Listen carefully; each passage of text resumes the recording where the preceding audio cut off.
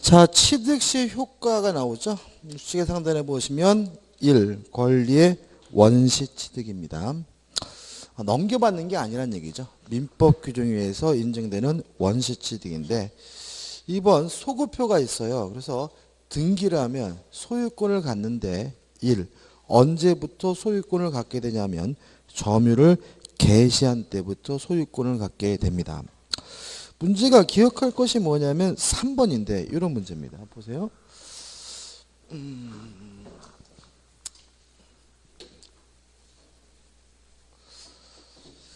자, 등기는 갑이 하고 있고 점유는 을이 하고 있고 이런 상태에서 20년이 됐어요. 을이 갑에게 이전 등기해 달라고 뭐 한 거죠? 청구한 거죠. 근데 문제는 을이 악의 점유예요. 그래도 갑은 을에게 취득수요가 완성됐다면 등기를 해줘야 돼요. 그죠? 왜요? 점유 취득수요하기 위한 점유는 굳이 뭘 필요 없어요? 선의일 필요가 없으니까. 기억나시죠? 그죠? 근데 우리가 아까 배웠다시피 악의 점유자는 과실수취권이 없기 때문에 지료를 뭘 해야 돼요? 줘야 되는 거 아닌가 하는 문제예요. 그죠? 선의 점유자는 뭐가 있어요? 과실수취권이 있으므로 지료 차임을 지급할 필요가 없고 악의 점유자는 뭐예요? 과실수취권이 없기 때문에 지료나 차임을 지급해야 된다고 말씀을 드렸잖아요. 그때 을이 갑한테 그러는 거죠. 좋다. 네가 등기해달라니까 등기는 해주겠다. 그렇지만 너는 악이니까 20년간의 지료를 나한테 달라라고 요구할 수 있느냐? 없다. 왜냐하면 을이 취득수요가 완성됐다는 이유로 등기를 하면 이 사람이 소유권을 갖는 시점은 점유를 개시한 때로 뭐하게 돼요? 수급하게 되죠. 따라서 이 사람은 언제부터요? 점유를 시작한 때부터 뭐가 돼요? 소유자가 되니까 악이라 하더라도 과실을 부당이득이라는 이유로 뭐 할 필요 없어요? 반환할 필요가 없다는 얘기니까 주의하시기 바랍니다. 그것이 뭐죠? 3번과 4번, 5번까지 한번 보시기 바라고 6번은 뭐 당연한 얘기죠. 일단 하단에 취득시 중단, 정지 및 포기가 나오는데 중단제도 인정이 되고요. 넘겨보시면 정지제도도 인정이 됩니다. 이거는 결론만 기억하시면 돼요. 왜냐하면 소멸시효가 좀 설명을 좀 드리면 이런 얘기입니다. 중단이란 말은 뭐냐면 권리를 행사하면 시효가 뭐죠? 중단된다는 얘기예요. 그죠? 그래서 예를 들어서 20년이 되면 갑은 을에게 뭘 해줘야 돼? 등기를 해줘야 되잖아요. 그죠? 그래서 예를 들어서 17년이 돼가지고 갑이 을에게 자신의 소유권을 행사하게 되면 소멸시효가 뭐가 되냐면 중단이 되기 때문에요. 요때부터 또다시 몇 년이 필요하냐면 20년이 필요해요. 그죠? 그 다음에 또 정지라는 건 뭐예요? 권리 행사가 어떻게 해요? 가능해야 된다는 거죠. 만약에 권리 행사가 불가능하다면 소멸시효가 완성되지 않고 멈추는데 이게 뭐냐면 정지거든요. 자, 이런 얘기입니다. 갑이 을한테 17년 돼가지고 내 땅이니까 나가라가 막 지랄거리려고 했는데 을이 끝내주는 미인이었어요. 그래서 한눈에 반해가지고 뿅 가가지고 둘이 요 시점에서 뭐 했냐면 혼인을 했어요. 그러면 결혼하게 되면 더 이상 갑은 을에게 소유권을 뭐 할 수 없어요? 행사할 수가 없기 때문에 소멸시효 기간, 혼인하고 있는 기간 동안은 취득시효가 뭐 되잖아요? 완성되지 않아요. 이걸 우리가 정지라고 하거든요. 그래서 쉽게 말하면 중단 정지제도가 인정된다 정도만 기억하시면 돼요. 괜히 지금 설명드렸나 지금 후회하고 있어요. 그 다음에 3번 포기할 수 있는데 문제는 뭐냐면 완성이 되기 전에는 못해요. 20년이 되기 전에는 못하고요. 완성된 후에 포기할 수가 있다. 그렇죠? 그래서 이 기억 취득시효기간 만료 후에 시효이익을 뭐 할 수 있어요? 포기할 수 있다는 말은 완성되기 전에 못한다는 거죠. 그래서 어떤 의미가 있냐면 이렇게 됩니다. 갑이 17년 돼가지고 나가세요 그랬더니 을이 아이 왜 갑자기 저보고 그동안 가만히 있다가 나가라 그럽니까? 당신 3년 더 지나면 나한테 취득시효했다고 지랄 거릴 거니까. 그래 을이 아유 걱정하지 마세요. 제가 안 할게요 해가지고 자기는 17년 됐을 때 취득수요를 주장하지 않겠다라는 각서를 써줬어요. 이해되시죠? 무효예요. 왜요? 완성 전에는 포기할 수가 없습니다. 따라서 아무리 17년 됐을 때 취득수요를 주장하지 않는다는 각서를 썼다 하더라도 20년이 됐을 때는 을은갑에게 이전 등기해달라고 뭐 할 수 있는 거예요? 청구할 수가 있는 거예요. 다만 20년이 지난 후에는 뭐 할 수 있어요? 포기할 수가 있는데 조심할 것은 뭐냐면 밑에 디귿, 리을, 미음에서 별로 중요하지 않은 거 나오는데 이런 얘기입니다. 완성된 후에 매수를 제외하는 것만으로는 취득수요이익의 포기는 아니다. 이게 판례 입장이에요. 왜 그러냐면 우리는 20년이 완성되면 을은갑으로부터 뭘 받을 수 있어요? 등기를 받을 수 있죠. 적법한 권리 행사예요. 근데 자꾸 마음이 약해가지고 가가지고 짤데없이 그냥 아유 그냥 이렇게 된 거 좀 싸게라도 파세요. 이렇게 매수를 제한하는 경우가 굉장히 많아요. 무슨 말 아시겠죠? 그런 거 하지 말아야 되는데 괜히. 그랬더니 갑이 뭐예요? 이 사람은 포기한 거다라고 주장한 것에 대해서 우리 판례는 그거는 아니다. 그래서 단순히 매수를 제외한 것만으로는 뭐가 아닙니까? 포기가 아닙니다. 확인 문제 풀어볼게요. 다음 중 소유권 취득에 관한 판례 입장으로 틀린 것은 1번. 부동산의 등기부 취득 수요를 주장하려면 당해 부동산의 점유자가 소유자는 아니지만 등기부 취득 수요입니다. 소유자로 등기되어 있어야 하는데 여기서 등기 기간은 반드시 10년간 그의 명의로 등기되어 있어야 하는 것은 아니고 전자 명의의 등기 기간까지 포함하여 10년이면 충분하다. 맞죠? 요거죠? 암 명의자와 합산해서 뭐죠? 10년이면 됩니다.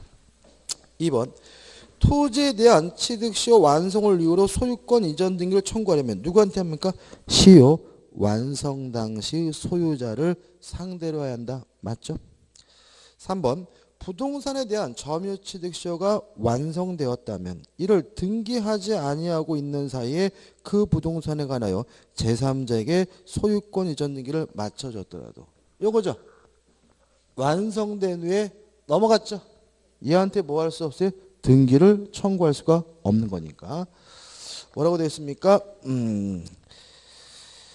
점유자는 그 제3자에게 대항할 수 있다. X. 그죠? 누구한테만 등기를 청구할 수 있어요? 완성될 당시에 소유자에게만 등기를 청구할 수 있으니까. 이해되시죠? 그죠? 4번. 부동산 소유자가 자신의 부동산에 대한 취득수요가 완성된 사실을 알면서 이를 제3자에게 처분하고 그 제3자가 적극 가담하였다면 이건 언제 했죠? 이중매매할 때 했어요. 아는 것을 넘어서 적극 가담하면 뭐가 되죠? 반사회적 법률에 의해서 뭐가 돼요? 무효입니다.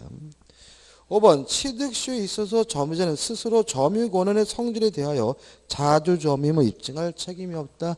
왜요? 자주점임은 추정받기 때문에 스스로 뭐 할 필요 없죠? 입증할 필요 없죠. 보시면 아시다시피 이 정도예요, 문제가. 그러니까 교재에 나와 있는 판례들을 무슨 말인지도 모르고 깨알같이 외우는 것은 뭐죠? 아무 의미 없고요. 다시 말씀드리지만 완성될 당시의 소유자에게만 등기를 청구할 수 있다는 말이 무슨 의미인지에 대해서 정확하게 뭐 하시면 돼요? 이해하시면 되는 거죠.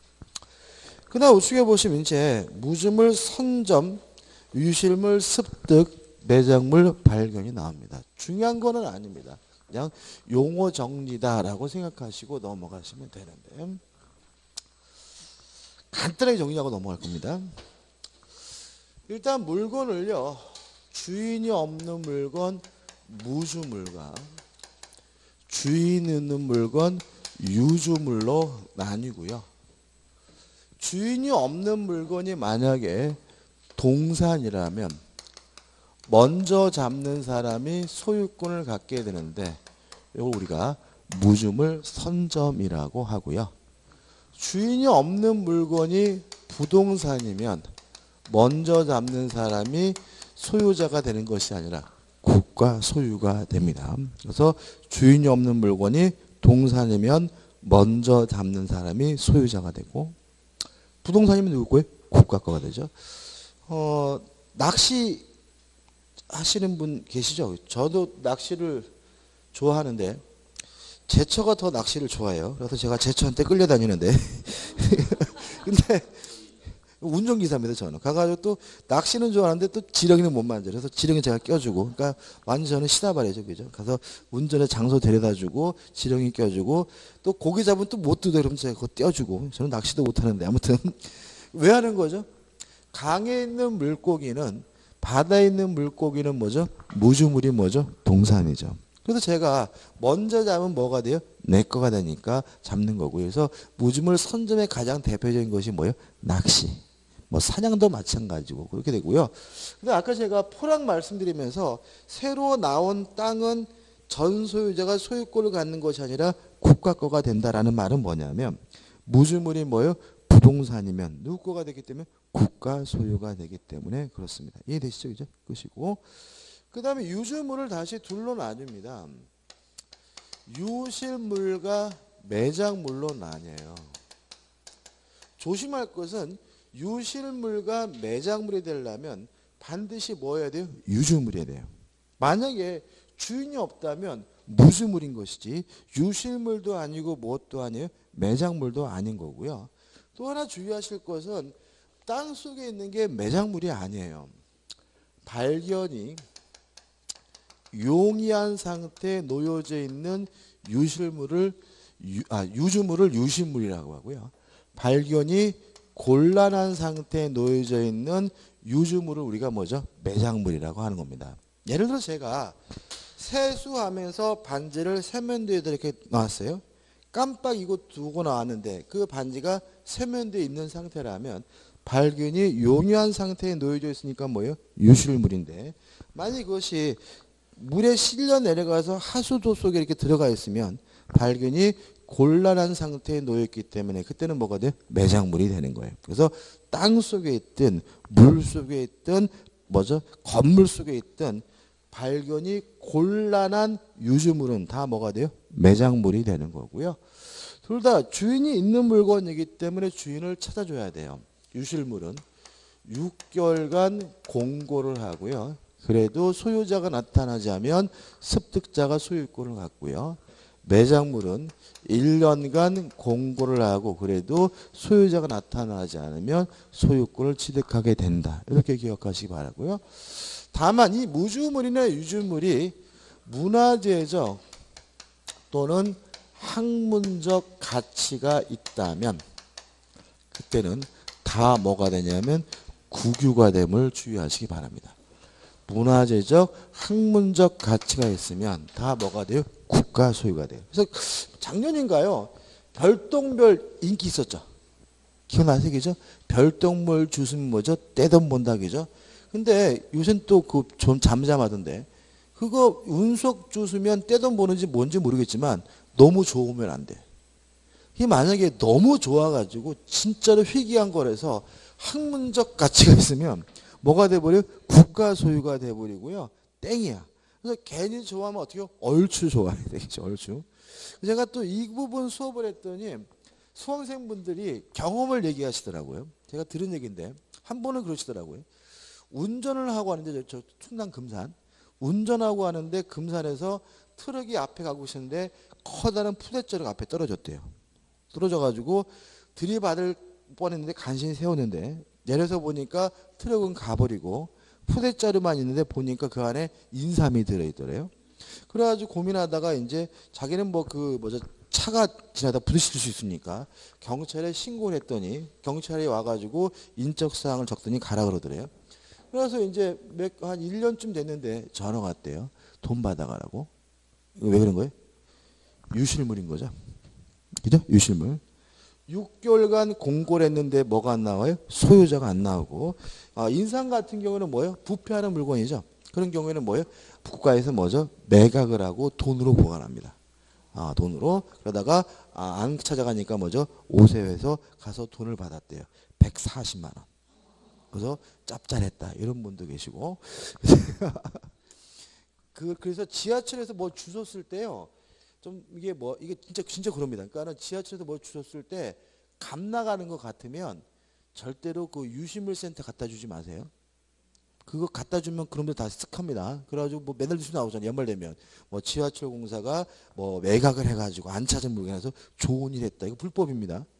왜 지들이 좋은 일에 지 것도 아니면서 그죠? 법적으로 지하철 공사에 소유권이 넘어가는 일은 없어요. 그죠? 그러니까 그거를 좀 감나가는 것 같으면 뭐예요? 경찰서 파출소에다 갖다 맡겨야 6개월이 지난 후에 뭐죠? 가져가라고 연락이 오는 거예요. 이해되시죠? 그죠? 뭐 얕게 살아야죠. 그죠?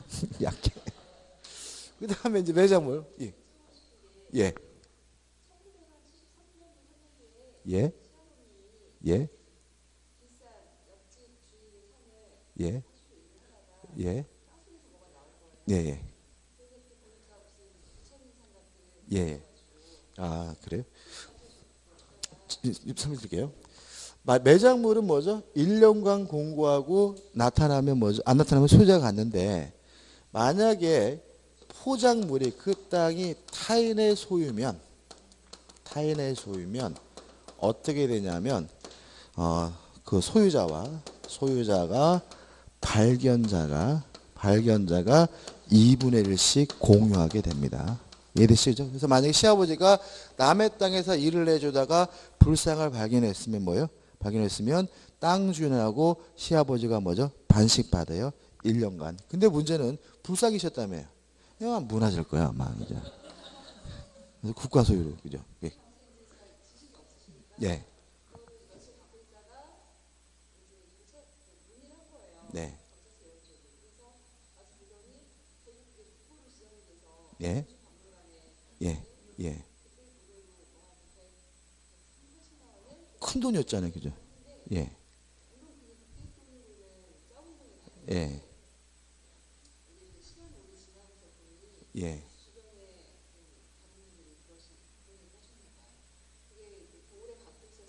아니에요. 아니에요. 잘하신 거고요. 근데 이제 문제는 뭐냐면 이제 몇 년도에 그게? 70년대? 그럼 73년대 130만 원이면 집 한 채 가격인데, 그죠? 그죠? 그때 당시에 제가 6살 때 집 100만 원 좀 넘었어요. 서울에도. 집 한 채 가격이니까 지금으로 하면 2, 3, 4억 되는 거고요. 작은 돈 아니었고요. 보상 충분히 받으신 거고. 그다음에 만약에 그거를 신고를 안 하시고 가지고 가시면 뭐예요?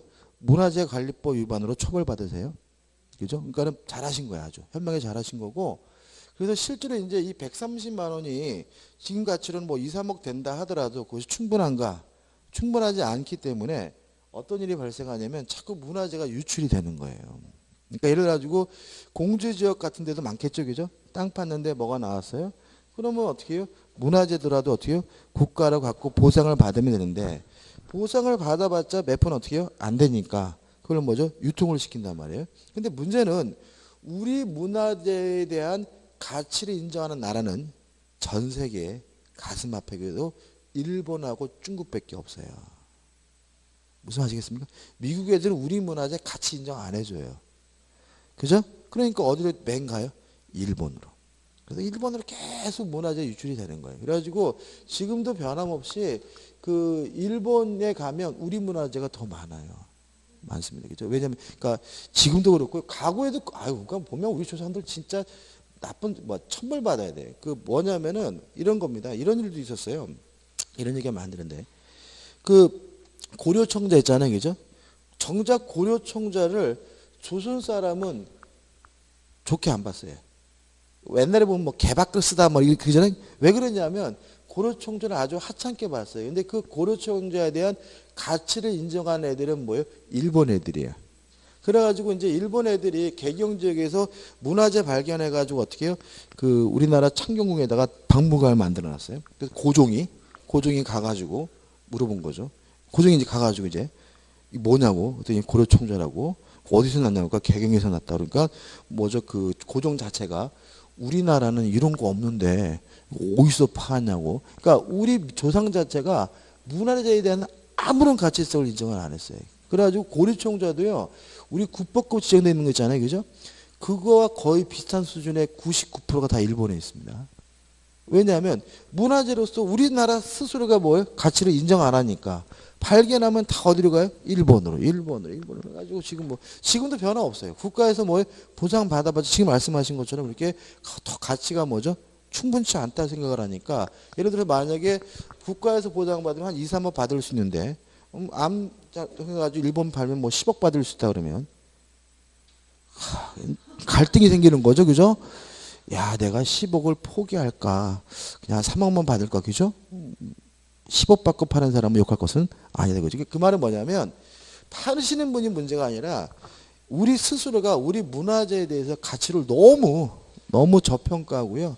우리 것에 대해 너무 뭐죠? 허접게 생각하는 게 아닌가 싶어요. 아무튼 이렇게 얘기를 하면 되죠. 이해되시죠? 그죠? 그 다음에 조심할 게 요 6개월이란 기간을 좀 기억해 두셔야 돼요. 왜 그러냐면 개정된 사항입니다.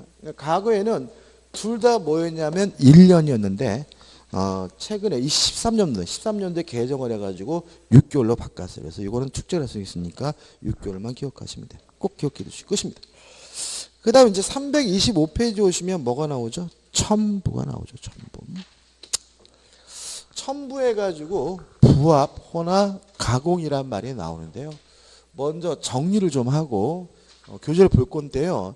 이거는 중요합니다. 특히 우리가 요 자체만으로는 시험 문제 내기보다는 나중에 배우는 전세권이다, 임차권이다 그런 것과 결합돼서 나오기 때문에 좀 주의하셔야 돼요. 일단 첨부에서 부합이란 말이 나오는데요. 부합이라는 말은 결합됐다는 말입니다. 결합이 돼가지고 분리할 수 있으면 분리하면 되겠죠, 그죠? 근데 문제는 달라붙는 바람에 분리하는 것이 불가능해요. 또는 분리할 수 있지만 과다한 비용이 들어요. 그러면 달라붙은 물건의 소유자를 결정하게 되는데 이걸 우리가 뭐라 그러냐면 부합이라고 합니다. 아까 제가 그 다른 분 말하려고 했지 매장물도 똑같아요. 그분도 어렸을 때 동네에서 부처가 나왔대요. 부처가 나왔는데 이제는 그분은 어떻게 됐냐면 옛날 분들이 이런 거 가지고 있으면 재수 없다 그래가지고 부처를 아무도 안 가지려고 그랬대요. 그래서 이분의 아버님이 내가 갖겠다 해가지고 집에 가져와가지고 하루는 들고 나가시더래요. 들고 나갔다가 며칠 있다 오셔가지고 짐 싸 그러더래요. 그래서 뭔 소리냐 그랬더니 그래가지고 이제 그 가족들이 이제 네 식구가 자기 형님하고 그래 네 명이서 야반 도주를 했대요. 밤에. 그 야반 도주한 이유가 뭐냐면 아버님 이걸 가지고 갔더니 문화재라고 해서 뭐죠? 국가 소유가 됐는데 보상금이 나온 거예요. 근데 보상금이 나왔는데 그 보상금이 그때 당시에 그 금액이 그 마을에서 최고 부자로 만드는 보상금이었다는 거예요. 근데 문제는 뭐냐면 취득한 가정이 서로 갖기 싫어서 가진 거니까 만약에 그 돈이 나왔다 그러면 마을 사람 난리 나겠지, 그죠? 그러니까 이 아버지가 와가지고 어떻게 야반 도주해가지고 고향을 떠났고 그 후로는 한 번도 못 가봤다 뭐 이런 얘기를 하시더라고요. 근데 그분 그 불상도 중앙대 박물관인가 있다 그러시더라고요. 그래서 이게 의외로 뭐죠? 큰 금액일 수 있는 거죠, 그죠? 비슷한 거 그러니까 의외로 이런 게 많더라고요. 근데 저는 왜 그런 일이 안 생기죠? 하면서. 그러니까 제도 좋으신 분이 있어. 저는 요새 그 로또 복권 가끔 사거든요. 사봐야 5천 원짜리도 안 됩니다. 아무튼 자 부합입니다.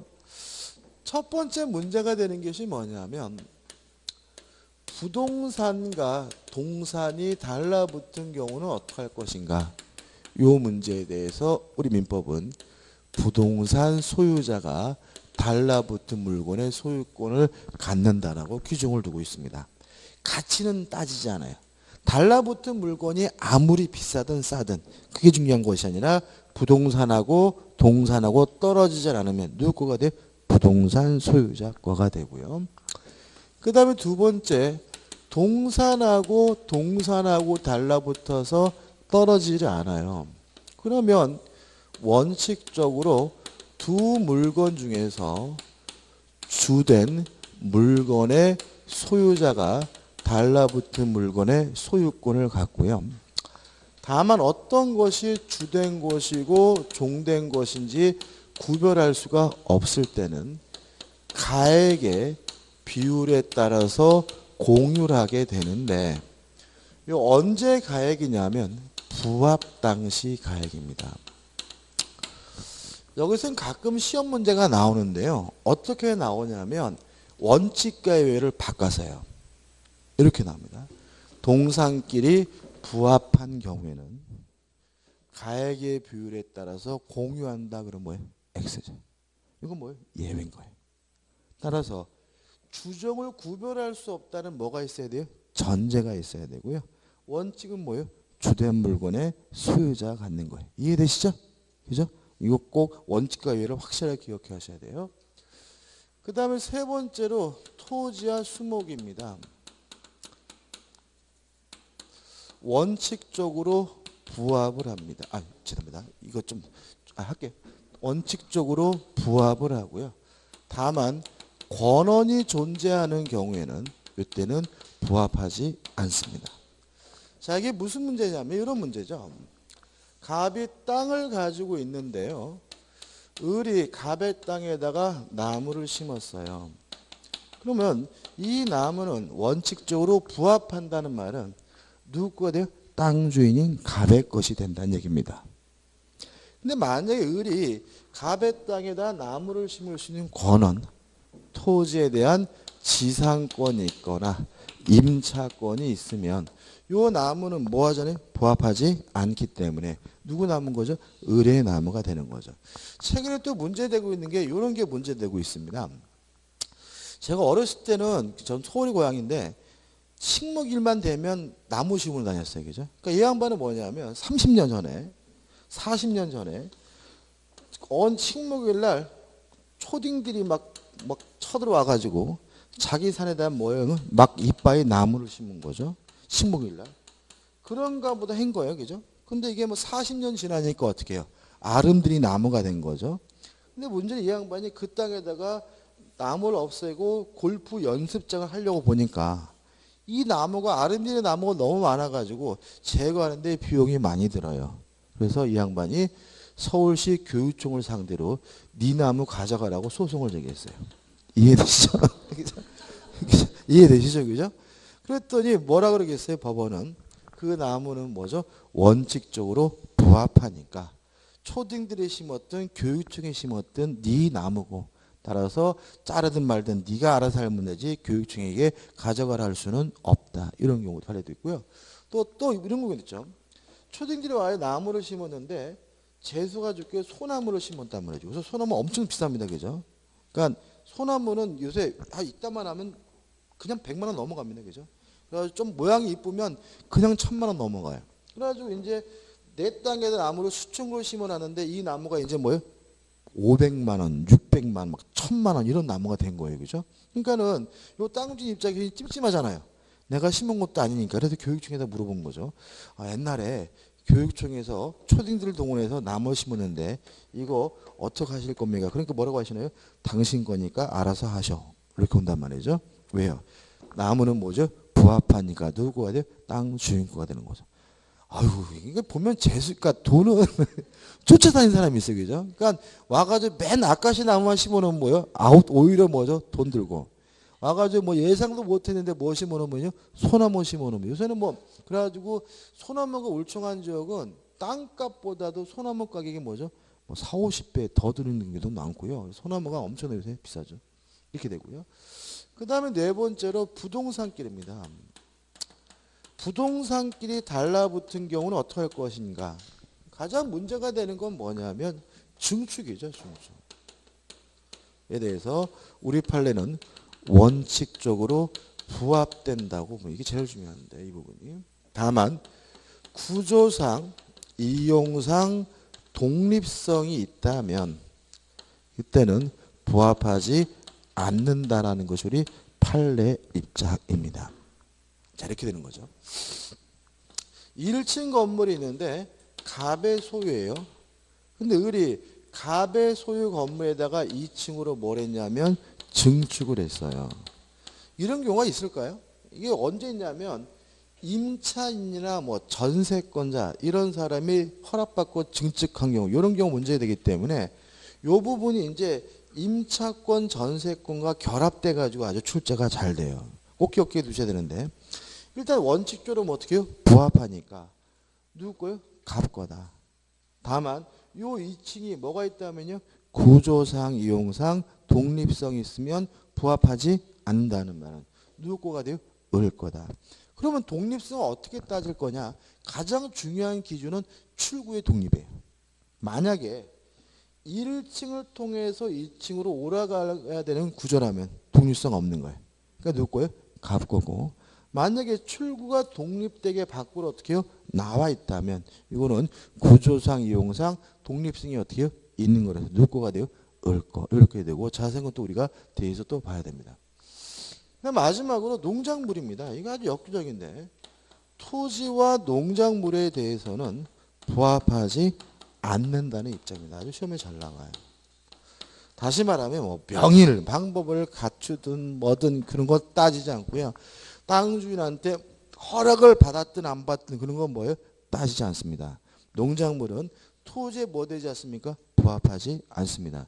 그래서 어떤 일이 발생하게 되냐면 이런 일이 발생하게 돼요. 조심하셔야 되는데 갑이 이제 이렇게 땅을 가지고 있는데 동네 할머니가 허락도 없이 갑의 땅에다가 배추씨를 뿌렸어요. 배추가 어떻게 몽골 기어 나왔습니다. 그럼 이 배추밭의 배추는 누구 거란 얘기예요? 토지 소유자고 경작자고 누구 거란 얘기예요? 부합되지 않는다고 여기 적어놨잖아. 누구 거예요? 할머니 거다. 그죠? 왜 딱 갑자기 또 갑이래요. 그죠? 그죠? 할머니 겁니다. 그죠? 다시 말하면 허락 없고 그런 거 따지지 않는다고. 무조건 누구예요? 갑 거. 그래서 갑이 어느 날 와서 보니까 어떤 거지 같은 인간이 땅에다가 뭐예요? 배추를 심어놨어요. 열받아서 갈아 엎어버렸어요. 그러면 깜빵 갑니다. 손괴죄로 형사처벌 받아요.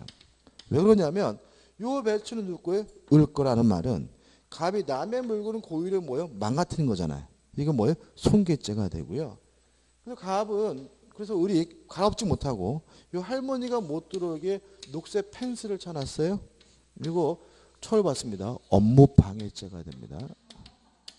왜냐하면 요 할머니의 배추를 경작할 수 있는 업무를 방해한 거예요. 그래서 실제로 갑은 요 할머니가 배추밭의 배추를 경작해서 갈 때까지 기다려야 돼. 농작물은 뭐 되잖아요? 부합되지 않기 때문에. 이런 거 의미 있을까요? 우리 갑이 앞에다 팻말을 세워놨어요. 경작 금지. 남의 땅에서 경작하면 형사 고소하겠습니까? 이런 거. 아무 의미 없는 겁니다. 편말이 있든 없든 경작하면 누구 거예요? 을 거라는 게 판례의 확고한 태도입니다. 그래서 만약에 빈 땅에다가 먼저 건물을 지려고 할 때는 그 땅에 있는 농작물의 소유관계는 확인하셔야 돼. 이게 별거 아닌 거 가지고 형사 문제까지 비화되면 아주 골치 아파요. 무슨 아시겠죠? 그래서 요새 최근 들어서 빈 땅에 이렇게 펜스 많이 쳐놓죠. 왜 그런 거예요? 이거 농작물 때문에 그런 게 커요. 왜냐하면 누가 와서 농작물을 경작하게 되면 아주 골치 아파지고 개발하는 과정이 뭐죠? 중단될 수 있기 때문에 그런 거니까 좀 꼭 기억해 두시기 바랍니다. 그럼 마지막으로 왜 나무는 부합하고 농작물은 부합하지 않을까요? 차이가 뭐죠? 그죠? 치매 기간의 장단기예요. 나무는 뭐죠? 길죠. 농작물은 뭐예요? 몇 개월이죠? 그러면 이 할머니가 인삼 심어놨어요. 뭘요? 인삼. 부합되겠어요? 안 되겠어요? 인삼은 부합돼. 6년근 항상 길잖아. 그래서 여기서 농작물이라는 이유로 부합 안 되는 건 뭐예요? 단년생 작물이 하나인다는 거 하나 좀 조심하시기 바랍니다. 끝입니다. 이러한 내용이 교재 326페이지, 327페이지 상단까지 나와 있고 판례까지 뭐예요? 다 설명드린 거니까 한번 읽어보시면 되겠죠. 그 다음에 327페이지 하단에 보시면 혼화가 나오죠. 혼화. 혼화라는 말은 혼합이야. 섞였다는 얘기예요. 혼합. 혼화가 뭐라고요? 섞였다. 혼화에 대해서는 동산관의 부합에 관한 규정이 준용이 됩니다. 따라서 물건끼리 혼합돼서 섞여서 분리할 수가 없으면 원칙이 누가요? 주된 물건의 소유자가 주종을 구별할 수 없으면 어떻게 해요? 가액의 비율에 따라서 뭐 하게 돼요? 공유하게 되고요. 끝이고. 그다음에 마지막으로 이제 뭐가 나오죠? 가공이 나오죠. 가공은 말 그대로 가공인데요. 일단 가공을 하게 되면 그 가공물은 원칙적으로 누구 거가 되냐면 재료 소유자 거가 돼요. 다만 가액의 증가가 현저하게 다액이면 이때는 가공자가 예외적으로 소유권을 갖게 됩니다. 여기서 현저이라는 말을 좀 조심하셔야 돼요. 예를 들어 볼게요.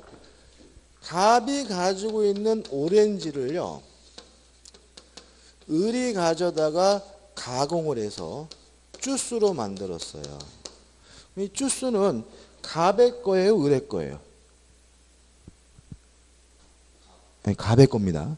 왜냐하면 가공은 물론 가치를 증가시켜요. 그래서 원칙이 재료 소유자 거란 얘기는 가치가 증가되더라도 누구 거란 얘기예요?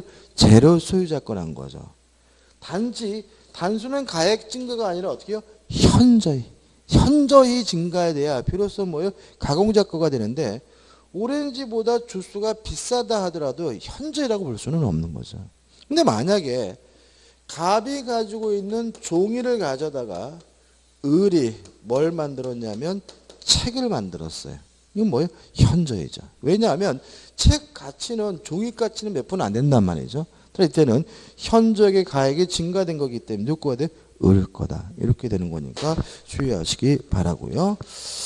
그 다음에 넘겨보시면 소유권에 기한 뭐가 나오죠? 물권적 청구권이 나오는데 이거는 또 안 합니다. 왜 안 하겠어요? 우리가 물권적 청구권 할 때 뭘 기준으로 해서요? 소유권을 기준으로 해서 말씀드렸으니까 또 할 건 아니에요. 여러분 한번 꼼꼼히 읽어보시 바라고.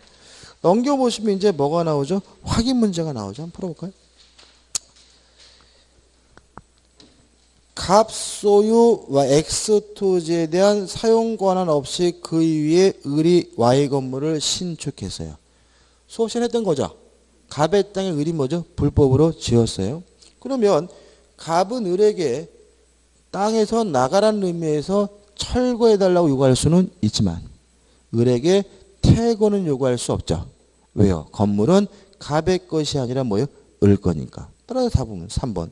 갑은 을을 상대로 Y 건물에서의 퇴거를 구할 수 있다. 이게 답이죠. 아주 쉽죠, 그죠? 그죠? 조금만 제가 설명 안 드린 게 있긴 한데, 그래서 우리가 이것도 물권 청구할 때 말씀드렸다시피 뭔가 굉장히 어렵게 판례를 기억하는 것이 아니라 원리를 좀 기억하셔야 되고, 답은 뭐죠? 3번이고요. 그 다음에 다 했고요. 진도 다 나왔고. 한 가지만 좀 설명드릴게요. 아까 뛰어넘었는데 뭐냐면,